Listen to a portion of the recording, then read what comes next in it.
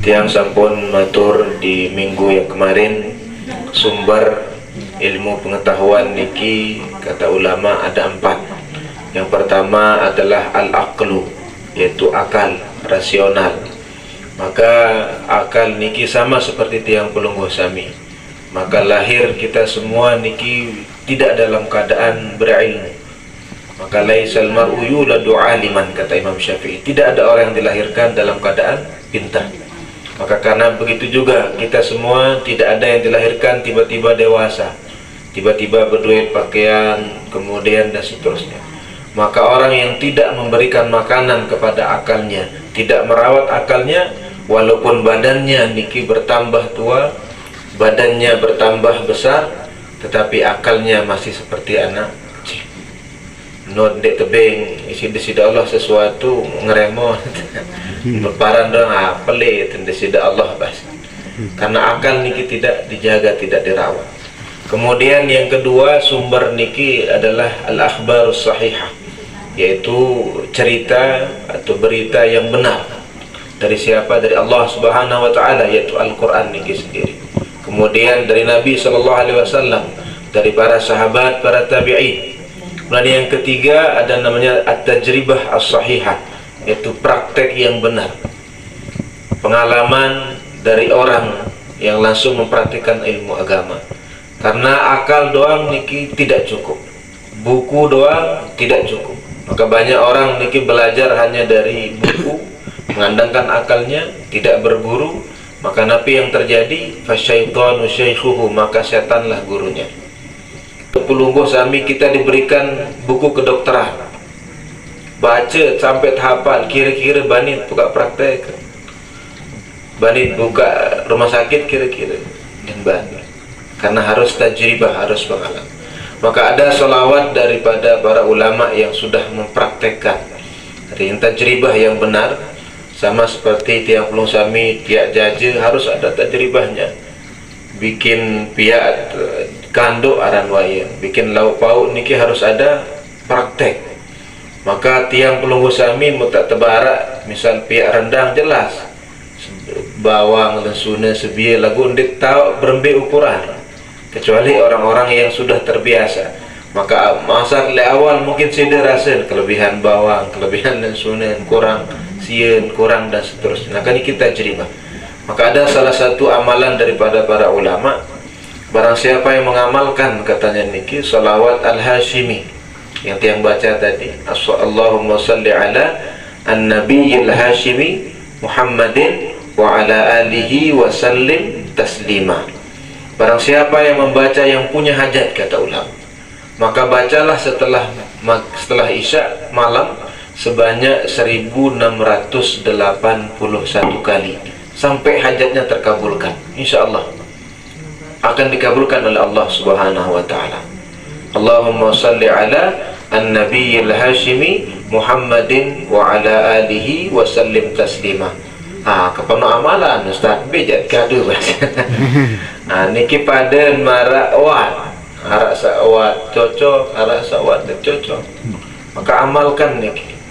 Allahumma salli ala an-nabiyil hashimi Muhammadin wa ala alihi wa sallim taslima. Dia punya teman di Kairo setahun amalan, artinya mungkin ada lemak amal sebulan tercukupi, ada sang amalan kira bulan terpenuhan hajat isi amal. Artinya beda-beda tergantung kondisi tiang pelungguh sami. Maka baca niki insyaallah dengan niat mendekatkan diri kepada Allah Subhanahu wa taala, dan tidak ada yang bisa melunakkan hati manusia niki kecuali dengan bersalawat kepada Nabi sallallahu alaihi wasallam. Maka batu niki tidak akan pernah susah bolong kecuali dengan air pelan-pelan. Nak bolong sekeras-keras hati niki lamun girang bersalawat pada Nabi sallallahu alaihi wasallam, insyaallah hati niki akan menjadi lunak. 1681 kali insyaallah hajat belum sampai akan dikabulkan oleh Allah Subhanahu wa taala. Pernah nggih? Mega. Sakayun hajat insyaallah artinya dendek menyerah. Karena mungkin kita tiap pelung sami akan membahas salah satu hadis Nabi as-sabru wa innal faraj ma'as sabri. Artinya kelapangan niki bersama kesabaran.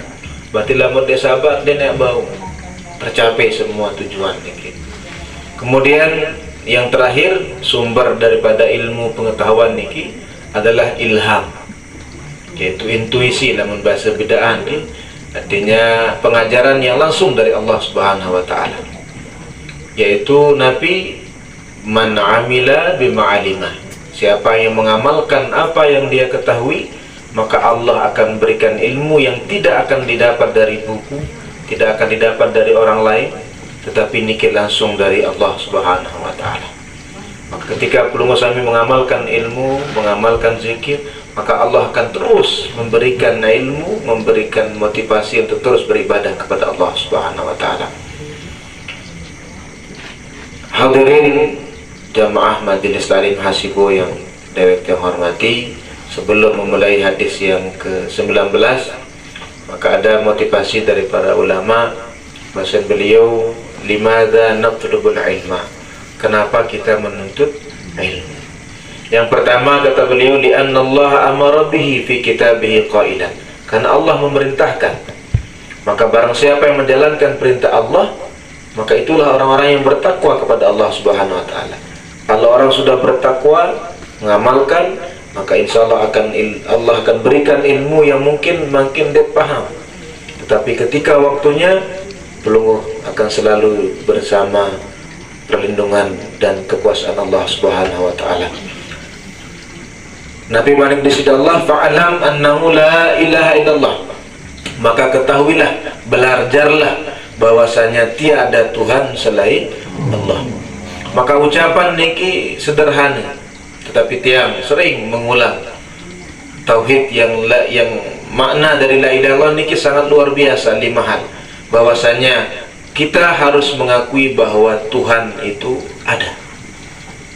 Nah, kadang lagu pegawaian seolah-olah merandik bedoi Tuhan, seolah-olah menganggap Tuhan tidak ada. Dari pegawaian, dari pekerjaan yang kita lakukan, seolah-olah tidak punya Tuhan, tidak yakin tentang hari kiamat, tidak yakin tentang seterusnya. Kemudian yang kedua, harus dengan keyakinan, dengan ucapan la ilaha illallah, bahwa Tuhan itu satu, yaitu Allah Subhanahu wa taala.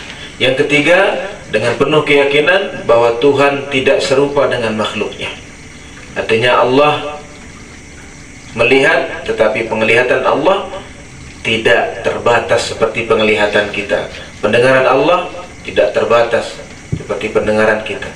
Maka dendek sampai berbisik dalam angan, bersebu berpesi, gawe maksiat, mungkin manusia yang dengar dalam hati, rausan batur dan seterusnya, manusia tidak mendengar, tetapi Allah. Maka ketika mengucap la ilaha illallah, maka dengan penuh keyakinan Allah mendengar kita. Allah melihat dimanapun Pelunggu Sami akan bersembunyi.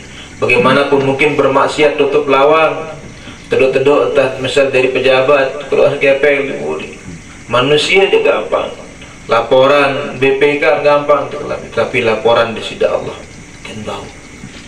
Maka ada salah satu ulama, Ibrahim ibn Adham niki, ketika beliau ditanya, wahai imam, limadza kembe, bahasan beliau, Pelungguh terjuluki orang yang paling zuhud di dunia.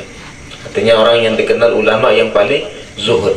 Bukan berarti tidak boleh dunia, baul belin dunia. Perbet tiap sembahyang lamun denara isin tihan. Perbet tiap sembahyang lamun di bekelambi. Perbet tiap irup lamun denara ke dunia.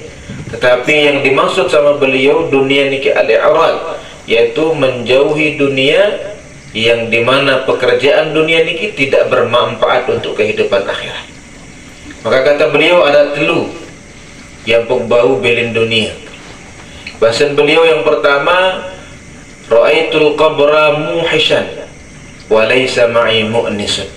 Saya yakin, saya melihat, seolah-olah saya melihat bahwasanya sesungguhnya kubur itu menyeramkan.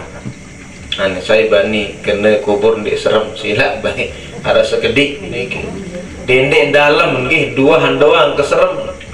Nabi bahasan walaisa ma'i mu'nisun, saya tidak punya teman yang bisa menghibur dari dunia, maksud beliau. Saya tidak punya teman dari dunia yang bisa menghibur saya di kubur. Maka siapa yang bisa menghibur? Adalah amalan-amalan